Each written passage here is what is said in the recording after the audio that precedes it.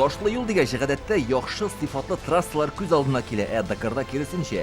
Тузан эченнән җилдергәндә ташка да бәрелмәскә, читкә дә тайпылмаска кирәк. Дөрес булмаган бер борылыш, ялгыш хәрәкәт барысын да хәл итәргә мөмкин. Антон Шибалов 4нче этапта финишка беренче килде. Такой просто сумасшедший день в плане. Иң ташлы юллар узган этапта булды дисәк тә һич тә артыру булмас. Мондый хәлне күргәнем булмады. Төп максат ташларны ялгыш миша урабызу. Тәгәрмәчне дә сакларга кирәк. Вакыт та кадерле.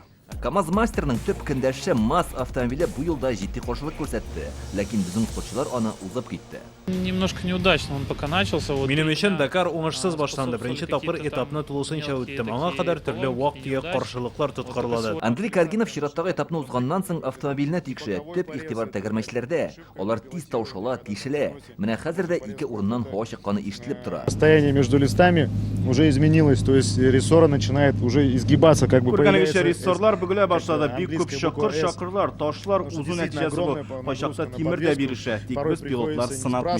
Это пыль, сильная пыль. Быелгы Дакарның 4 төп үзенчәлеге бар. Ташларның күп булуы, навигациядә кыенлыклар, тәгәрмәчләрнең гадәттәгедән ешрак тишелүе һәм тузан. Иң куандырганы монда лидерлар алышынып тора. Димәк, ярыш тагын да мавыктыргыч булачак. Узышчылар арасында көрәш кызганнан-кыза ташлы юлларны тиздән комлы чүл алыштырачак ди оештыручылар. Индар Сафиуллин, Яңа Гасыр каналы.